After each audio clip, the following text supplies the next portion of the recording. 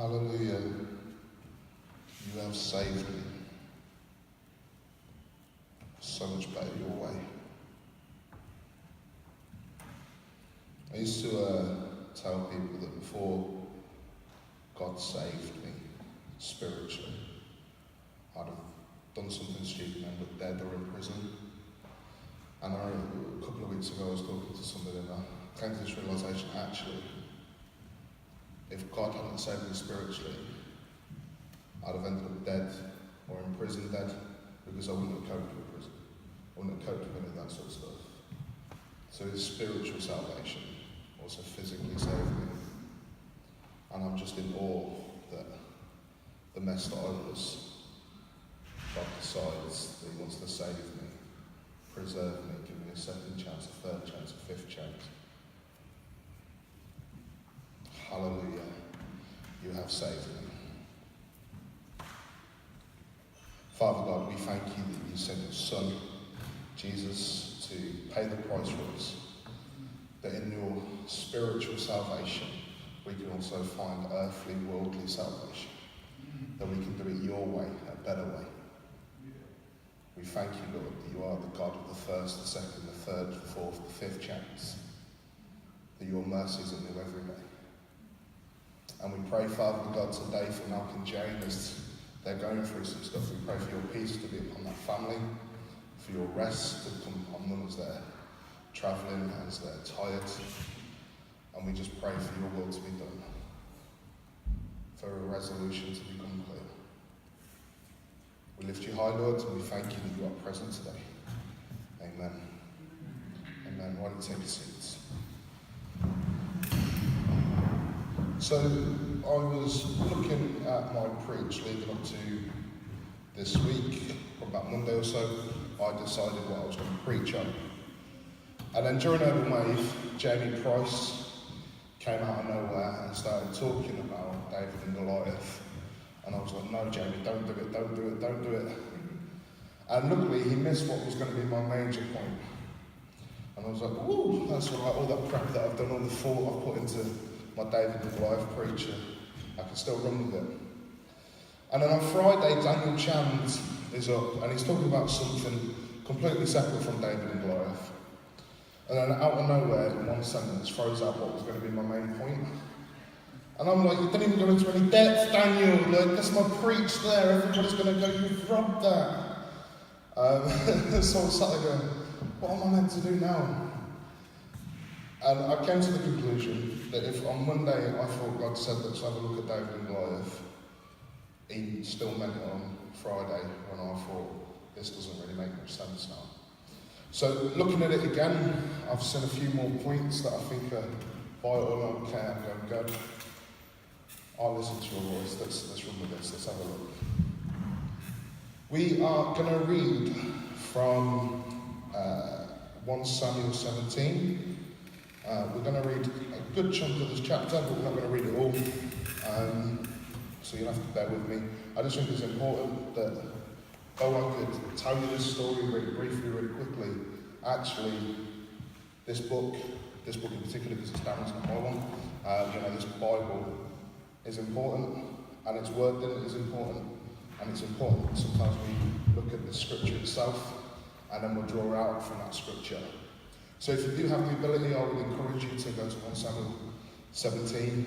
We're going to start around chapter 16, and I'll give you a brief outlay, and then we're going to read probably about 30 or so verses. Okay, so 1 Samuel 17. So leading up to this, the Philistines, who are like the natural-born enemy of the Israelites, line up and go out to war against the Israelites again. Basically, in the Old Text, you've got the good guys, the Israelites, and then you've got the bad guys, the Philistines. They're all right and they're all evil. They're the opposite, almost, the anti-Israelites. And what they've done is they've got together and they've got ready to go to war with the Israelites, and they draw up a line and get ready for battle. So the Israelites do what they do, and they get their list of their troops, and they draw a line opposite them. And as they're drawing up, they see a man around 9 foot tall, come forward out of the ranks of the Philistines. This man's called Goliath. Most of us know the story in part. It's one of the world's most famous stories.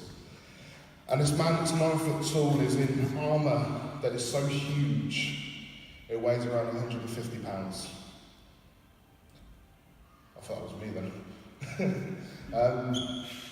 Around 150 pounds this armour weighs. This is how ginormous this guy is. So when people tell you that the Bible's boring, I promise you it's not, because this is about to get gruesome, it's about to get interesting, it's about to get exciting. So he stands before the Israelite army and he says, send your best, and if I kill him, we get all of you. And if for some reason he kills me, you can have all of us. So he stood there way taller than anybody else, way broader than anybody else, with weaponry that's way bigger than anybody else's. And he stands there and he gobs and says, your God is nothing. Who do you think you are? You come up here against me and my army, but you can't even send one person to fight me. And he gobs them, and he gobs them, and he gobs them, and he taunts them. And we're going to jump in at verse 16. For 40 days, the Philistine, that's Goliath, came forward every morning and every evening and took his stand. So for 40 days, he stood there and gobbed at the Israelite army. He had a go at them, telling them the prophetic, come send somebody to fight me. Now Jesse said to his son David, take this ephah of roasted grain and these 10 loaves of bread for your brothers and hurry to their camp. Take along 10 cheeses to the commanding officers. See how your brothers are and bring back some assurance from them. David's older brothers have gone to war. The 3 older brothers have gone to war with him. And they are in this line facing off against this Philistine. So his brothers were with Saul and all the men in all the men of Israel, in the valley of Elim, fighting against the Philistines. Early in the morning, David left the flocks in the care of the shepherds, loaded up and set out as Jesse had directed. He reached the camp as the army was going out into its battle position, shouting its war cry. Israel and the Philistines were drawing up their lines against each other. David left his things with the keeper of the supplies, ran to the battle lines and asked his brothers how they were. And as he was talking with them, Goliath, the Philistine champion from Gath, stepped out from his lines and shouted his usual defiance. And David heard it. Whenever the Israelites saw the man, they all fled from him in great fear. Now the Israelites had been saying, do you see how this man keeps coming out? He keeps coming out to defy Israel. The king will give great wealth to the man who kills him. He will also give him his daughter in marriage and will exempt his family from taxes in Israel. David asked the man standing near him, what will be done for the man who kills this Philistine, removes this disgrace from Israel? Who is this uncircumcised Philistine that he should defy the armies of the living God? They repeated what they had been saying and told him, this is what will be done for the man who kills him. When Eliab, David's eldest brother, heard him speaking with the men, he burned with anger at him and asked, why have you come down here? And with whom did you leave those few sheep with in the wilderness? I know how conceited you are and how wicked your heart is. You came down only to watch the battle. Now what have I done? Said David. Can't I even speak? I love that little bit of humanity in there. You know, how many of us have got siblings where you just rock up, you haven't even done anything, and all of a sudden the oldest one's like, what are you doing? Stop being a mug. I can't even ask a question. A little bit of family humanity, mostly parents know about that. Stick them in a room for 5 minutes and they're all fighting over something. He then turned away, verse 30, he then turned away to someone else and brought the same matter. The men answered at him as before. What David said was overheard and reported to Saul, and Saul sent for him. David said to Saul, let no one lose heart on account of this Philistine. Your servant will go and fight him. Saul replied, "You are not able to go against this Philistine and fight him, for you are only a young man, and he has been a warrior from his youth." But David said to Saul, "Your servant has been keeping his father's sheep. When a lion or a bear came and carried off a sheep from the flock, I went after it, struck it, rescued it from its mouth. When it turned on me, I seized it by its hair, struck it and killed it. Your servant has killed both the lion and the bear. This uncircumcised Philistine will be like the one of them, because he has defied the armies of the living God. The Lord who rescued me from the paw of the lion and the paw of the bear will rescue me from the hand of this Philistine." Saul said to David, "Go, and the Lord be with you." Then Saul dressed David in his own tunic. He put on a coat of armour on him and a bronze helmet on his head. David fastened on his sword over the tunic, tried walking around because he was not used to them. "I cannot go in these," he said to Saul, "because I am not used to them." So he took them off. Then he took his staff in his hand, chose 5 smooth stones from the stream, put them in his pouch of his shepherd's bag, and with his sling in hand approached the Philistine. And we'll hold there for a while. There's a couple of things I want to look into this. We all know what comes next. David and Goliath square off. David puts a stone straight through his skull. Goliath dies. The Israelites are victorious. The Philistines flee. And Israel has the victory. Incredible story about how the underdog wins. That's how it's always used at the moment. It's always used that the underdog, in the FA Cup, it's always David versus Goliath. You have Yeovil Town going against Manchester United. It's David and Goliath. It's such a popular story that it's even used in popular culture today as a reference that we all understand. But what I find really interesting about this story is that, yes, Goliath was massive. Goliath was way bigger than anybody else had ever seen. He was this monster of a man, this warrior. And that the whole armies of Israel were scared at the sight of this man. And it took this one little shepherd's boy to be brave enough. But this one little shepherd's boy wasn't brave because of his own ability. He was brave because of who he was serving. It wasn't David versus Goliath, it was God versus Goliath.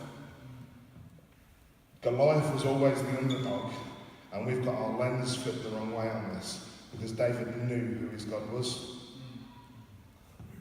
And quite often we look at these things and we go on about slaying the giants in our lives and all these things that are pressing us and attacking us, and we forget that we're not the underdog. We're sons and daughters of the living King.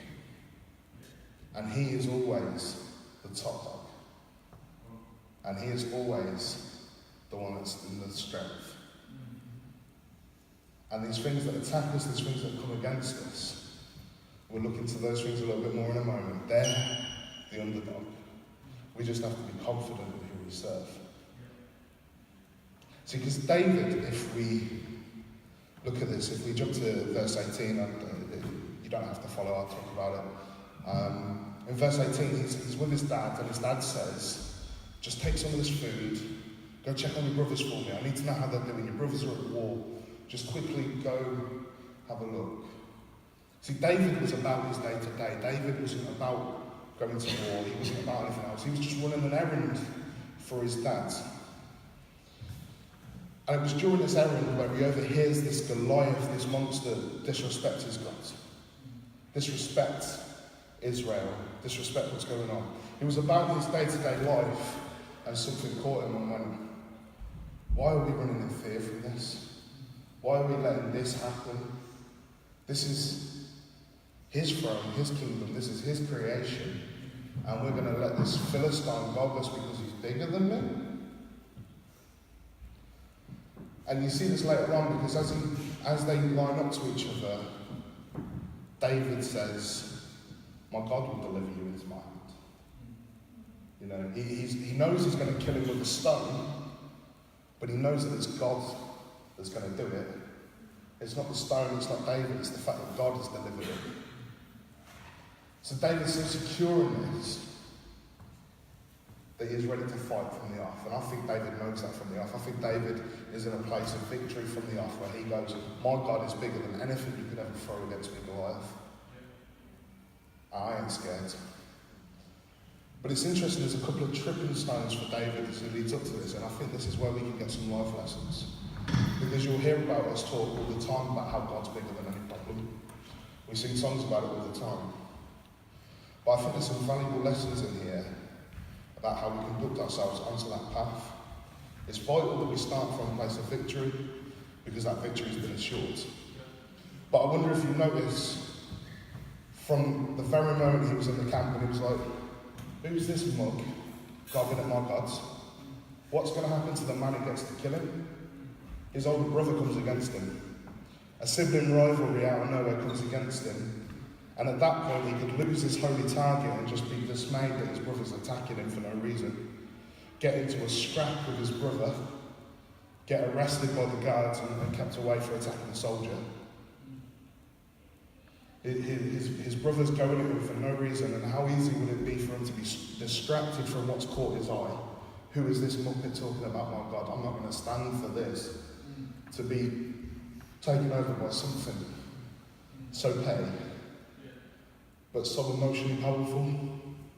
Because that's the key thing. It's not important, but it is powerful. How many of us know when our families come against us, it can hurt a lot? When they say they want the best for you, but they say something that just grabs you, and it hurts. Well, I believe that this is a lesson for us right here, that we need to keep our eyes on the goal. You know, David bites a little bit, like, can't I even speak, but then immediately turns around and starts talking to somebody else about the goal. I can't have that conversation with my brother, so I'm going to turn to somebody else. Verse 29, where he says, 29 and 30, now that what have I done? Can't I even speak? He then turns away to someone else. My brother hasn't got my back in this. He doesn't see God's purpose in this. I'm not going to entertain this. I'm going to turn myself back onto God's purpose, and Goliath's going to get nailed by a stone. So when your Goliath is in your life and it's coming against you, don't let these emotional things that in the grand scheme of things don't mean anything distract you from the goal. If somebody's coming against you on God's purpose, it's important that we turn to somebody else and go, let's crack on with this. I need somebody who's going to encourage me to do this. I don't need somebody to tell me that I can't speak because I'm young. I don't need somebody to tell me that I can't prophesy because I'm a single parent. I don't need somebody to tell me that I can't be used by God because I don't fit the mould of what everybody's meant to look like to be a preacher. I need somebody who's going to back me up. I'm going to turn to that person to lift me up. Yeah? You with me? Yeah. Hallelujah. So there comes this next bit. We're going to jump around a little bit. So 32, 33 way. And David is now determined to get involved. To the point he goes to Saul. Saul is the king of Israel. He is the spiritual leader. He is the law. He is everything, okay? It's a monarchy. He has all say. So he goes to Saul and goes, let nobody else be upset. I love this. I love how cocky and confident David is at this point. He's like, let nobody else be worried. I'm having. I'm going to take it out. Right? Your servant is going to go have this guy. But again, I think it's interesting that Saul, the guy who's in charge of the army, he's the one that picks the soldiers. He's the one that decides who can fight. He's the one who decides who can preach. You know, he's not only the commander-in-chief, he's also the spiritual leader of the country. That people expect him to be in God's will and go where God wants him to be. People look to him for that sort of guidance. And Saul comes against him and goes, you can't fight. What are you thinking? You're a shepherd boy. This Goliath has been fighting since he was 2. They beat him so he would feel no pain. They did all of this training for him. And you've done what? You're small, you're weak, there's nothing there. And I love this little bit that comes up in a little while, so 34 onwards, where he talks about David goes, and this is the bit that David Chan touched on very slowly. David goes, whoa, when nobody was looking, I killed a lion and I killed a bear. They came after my sheep and I defended them. Don't think I'm weak because I don't look strong. Know what I have done, yeah? Know what I have done in private so I can get a public victory. But what I think, and that's really important, right? So what we do in private will prepare us for our public victories, yeah? So the reason why I hold this to so much value is because me reading this prepares me for this. Not even reading this story, me just reading this. You know, I think last night I was reading Psalms. That prepares me for this, yeah? So what we do in private prepares us for our public, yeah? So if you do nothing in private, you'll end up doing nothing in public. Because you need to train, you need to practice, you need to strengthen yourself, you need to be secure in God and what He can do. So what He does is He says, look what I've done. When I've gone back to get this sheep, I've taken the sheep out of this lion's mouth. Could you imagine having to take a sheep out of the lion's mouth? And then the lion turns on me. And I grabbed its hair and I struck it till it died. This Philistine's no different. He's bigger, he's stronger. But that's not what's going to kill him. I'm going to kill him. Because of who my God is. It all comes back to that. I am not the underdog because of my physical size and what you can see. So sometimes those that sit above us, authorities, governments, pastors, all of us have somebody that sits above us in some way. Managers at work. Sometimes they can come against you and actually it's worrying because they have the authority to say, no, you can't. You know, they have the authority to go. Saul at this point could have gone, no, David, not happening. And what was David going to do about it? Nothing. You know? But because of what he practiced in private, he could show to Saul, this is what I've done. And Saul then trusts what he's said to allow him. If you want opportunity in the kingdom, and you want opportunity from those above us spiritually, you need to be able to show them what you can do in private before they allow you to do it in public. So if God's calling you to be a mad preacher, right, for you to get up on this stage or, you know, for to be a prophet or anything like that, there's no point smashing drugs in private.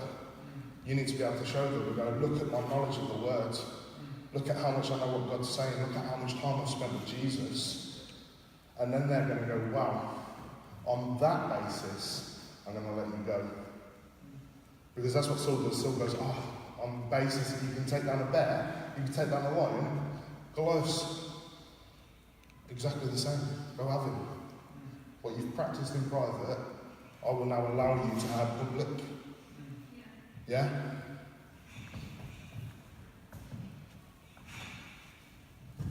And then 38 onwards for a little bit. So Saul then decides, what you've practiced in private, I'm going to let you have out in public. And he decides to give David a huge honour. He goes, take my tunic, take my armour, take my helmet, take my sword. The king of Israel has gone, David is going to do something epic, let's give him the best of the best. So he prepares him with this tunic that says, I am the king's man, I have been picked by the king. And then he gives him this armour that would have been second to none. It's the king's armour, it's what kept the king safe. And this helmet to anoint his head, to sit on his head that says, could you imagine wearing the king's helmet? Slightly better than everybody else, the thing that everybody was taught to keep an eye out for in the battlefield. Because if he was in trouble, the nation was in trouble. Everybody would be able to recognise that armour from a mile away. And he was given this great honour. He was given his sword, he was given his Everything. Everything that Saul needed for battle was placed in David's hands. And what David does is he starts walking around in it, and it's a little bit uncomfortable, it's not quite right, it doesn't quite fit, it wasn't built for him, it was built for Saul. And it rubs the wrong way, and it's clanging around, and it's not comfortable, and there's no way you can wield that sword. And David has a choice at this point. Because I know if I was going for a fight, I'd want a sword. Because that's what everybody else was using. When you're stood in the ranks of thousands and everybody around you has a sword, it makes sense that you pick up a sword. You know, when somebody comes against you angrily, it makes sense that you come back in anger, because that's what everybody else does. If that's the weapon being used against you, maybe that's the weapon that should be used back. And David has this choice of using this great honour, this great power, this great weapon that everybody else would have loved to have. And he goes, no, I'm not going to use what everybody expects me to use, what the normal is. I'm going to use what I've practiced with. I'm going to use what I'm good at. I'm going to use what God's gifted me in. I'm not going to use the same method that everybody else would use, because God has given me a method. And this method's going to be successful because God has backed it. It makes sense to pick up a sword, but it makes more sense to pick up what God's given you. So when somebody gossips at you and gobs you and talks about you behind your back, it makes sense to go 10 to the dozen back at them. It makes sense to let everybody know what a muppet that person is, what they did in private, all those sort of things. It makes sense to attack them back, but it makes more sense to pick up what God has blessed us with, which is loving your enemies, loving those that come against you, turning the other cheek, because those things are more successful because God has blessed them with us and called us to use them. If we start attacking everybody who attacks us with the weapons they attack us with, everybody's going to end up hurt. You know, David would have gone out there for a scrap with a sword that doesn't quite fit his hands.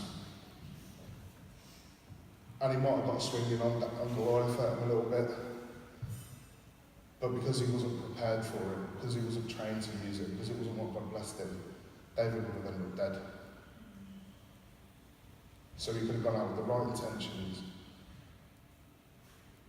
with the right ideas. But if you're not going to go out with the right equipment, you're never going to see victory. Because when the world calls for a sword, God calls for his word. And we need to pick this up to fight those that will come against us with swords.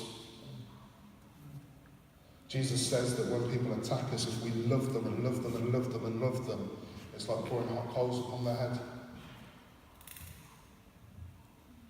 And how can they destroy me if I refuse to fight that fight? So I love this idea of David being blessed with this honour and going, that doesn't work for me, so that's not what I need. What I need is a sling, 5 smooth stones, and this guy's going down. And we're going to jump a little bit further ahead than what we've read. It's no worries, so we're just going to look at this. So as David and Goliath line up against each other, you don't need to follow this bit in the Bible, I'm going to talk you through this bit. They line up and Goliath laughs in his face. It doesn't make sense to Goliath. Who's this mug? He doesn't even have armour on. And he wants to fight me? Well, he doesn't even have a sword. How's he meant to kill somebody when he doesn't have a sword? And Goliath rips into him, defies him, even says to him, do I look like a dog that you can beat with a stick? Do I look weak? I wonder how many of us have felt that, seen that, had that, where these problems just look at us and go, what are you going to do? Can't afford to eat this week. What are you going to do? You're nothing because you've been told you'll always be nothing. What are you going to do? Single parent, must be a bad parent. What are you going to do about it? You're going to come at me with your little bit of love, but still only be able to give them one ham sandwich. Yeah? Look at you. You're a mess. How are you ever going to be a preacher? How are you ever going to be in ministry? What are you going to do? How many of us have giants in our lives that stand up to us and just seem to laugh in our face because we don't seem prepared, because we don't seem like we've got it? And when that happens, I would encourage you to follow David's response. David said to the Philistine, "You come against me with sword, spear, and javelin, but I come against you in the name of the Lord Almighty, the God of the armies of Israel, whom you have defied." When your depression is raging against you, when your life is raging against you, when there's no electricity in the meter, it is up to us to come against these strongholds that are there and going, "I come with you, with the Lord Almighty, the God of angel armies, whom you have defied. I am a son, I am a daughter of the living King, and I will have victory in this, because God's victory is already won." It's so easy for us to let these giants laugh us down, kick us down, beat us down, when we don't remember who we serve. And I don't know if you've ever been there, and I certainly have, where it feels like there's no way I can get this victory. And everything's going wrong. And I remember time and time again where everything seems to be going against me. And I've had to follow these principles. Driving down the motorway, crying my eyes out because something's gone wrong. I'm ringing Darren, going, "Daz, I don't know what to do," because I knew Darren would lift me up, not beat me down. When people around me were meant to be lifting me up and all of a sudden they're attacking me, I'm like, "Daz, I don't know what to do. This is where I'm meant to be going, but it doesn't seem like I'm ever going to get there." I turn away from those that should have my back to somebody who does have my back. And then when they're going, "You should be fighting this way, fight your cause," they said, "What about you? You're going to let them say that? You're not going to give them the truth? You're not going to argue your case?" And God said, "Be silent when you're accused, for truth will show itself." And I'm sat there crying my eyes out in the middle of the night, in the middle of nowhere, quite literally just gone for a drive in a field, dropping to my knees, crying my eyes out, going, "God, I don't know what to do, but I know you are God, and I know you are good, and I know that you have authority over all things. And if you have called me into this, you will bring me through this, because you will have the victory." Because I love this. David doesn't say to Goliath, "It's this stone that's going to have you." He says, "It's the Lord God Almighty that's going to have you. It's not me that's going to have you. It's the God of angel armies that's going to have you." And that's where we need to remember it's not down to my ability. I love that song that we sang a minute ago where it was like, all I did was worship. All I did was bow down. And you are my great defender. Because it's not on me. It's on God, who's top dog, not underdog. So I wonder what your giants are today. I wonder if we can kick them into perspective. If we can take these things that seem to be dragging us down.